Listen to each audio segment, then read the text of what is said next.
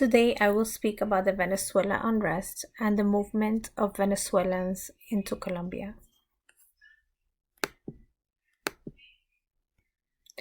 The purpose and objectives of this presentation is to examine the crisis in Venezuela and understand how one of the richest countries in Latin America, possessing the largest crude oil reserves, has left its citizens so impoverished that basic needs such as food and health care are now a luxury.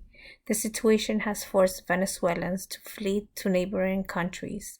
The country we will examine is Colombia, which has taken most of the migrants from Venezuela. This timeline will show you how Venezuela's citizens have been victims of civil unrest dating back 1958. In 1958, Venezuela was led by three political parties that agreed to share power and oil revenue. This agreement only fostered corruption that lasted decades. During the 1980s, economic disturbances gave light to the corruption within the government, and this inspired revolutionary leftists to act.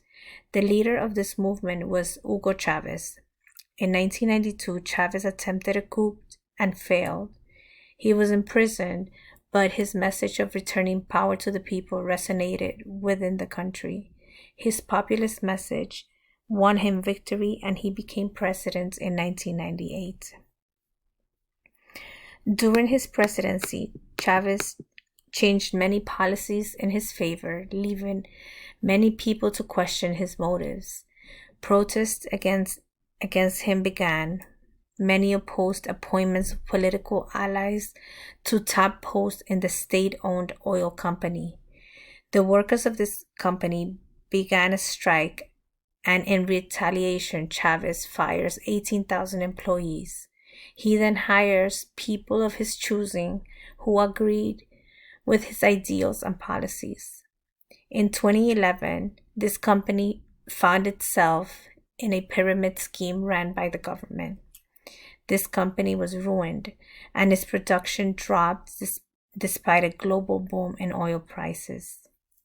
In 2012, a refinery exploded, killing at least 40 people and causing a $1.7 billion in damage, suggesting that even maintenance budgets were misused. Its cash reserves depleted, causing development projects to be stalled, and by extension, the Venezuelan economy was left without a cushion. In 2013, Hugo Chavez dies, inheriting a crisis to Nicolás Maduro. In 2014, the oil prices dropped, worsening an already failed economy. At this point, Venezuelans were fleeing the country in masses.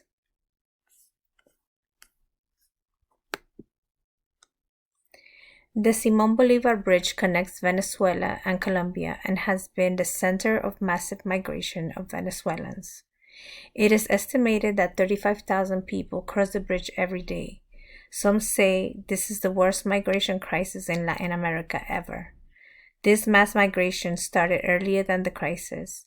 Millions of Venezuelans have left the country in the last 20 years. About 1 million have left to Colombia since 2017. But it is suspected the number is higher because they are counting only the ones that cross through approved checkpoints. Many pregnant women are forced to cross to Colombia because they are afraid to die in Venezuela due to the lack of equipment and supplies. According to the Venezuela's Department of Health, maternal mortality has increased 65%. Colombia has been forced to allocate about $3.5 million to the migrant crisis. In 2017, a soup kitchen was opened in Cucuta to feed weary Venezuelans, and the administration states that it has grown from serving 1,000 meals to 3,000 in less than a year.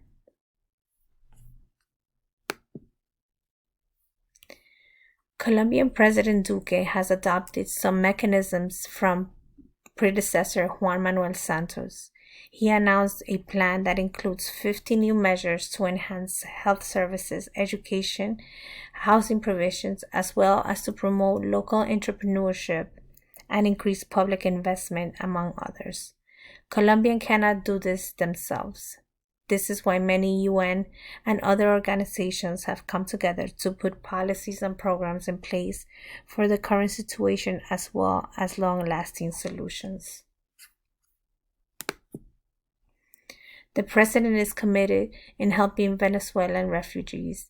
He has granted citizenship to over 24,000 children born to Venezuelans in Colombia.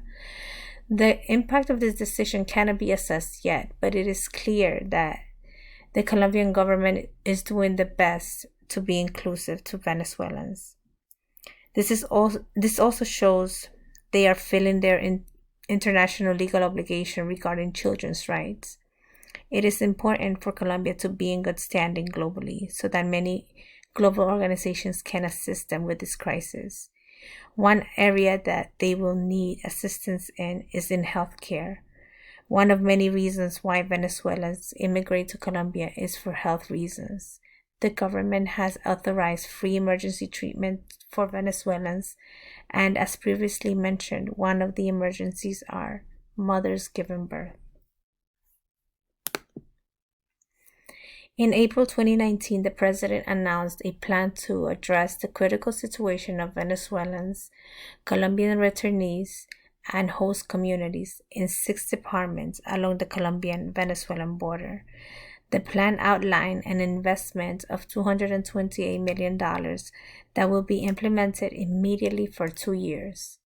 It includes investments in health services, humanitarian needs that include water, sanitation, and hygiene, investments in schools, entrepreneurships, livelihoods, and the generation of employment. Local GIFMFs in these countries continue to coordinate with local authorities to provide technical support to the government when they roll out this plan. Colombia knows they need partnerships depending on the region. They need certain partnerships and they might differ county by county. If we look at CESAR, for example, they need ACNUR, Mercy Corps, and Parroquia San Francisco de Asís. This is how they are able to implement the plans and provide the help Venezuelans need in that specific county. As you can see from this presentation, Colombia's good efforts have helped many Venezuelans in this crisis. If the policies that are implemented are aligned to promote long-lasting benefits to both the migrant and the host country, it will have success and it can be a model to the world. That opening the borders to migrants is not only the right thing to do, but that everyone can benefit from it.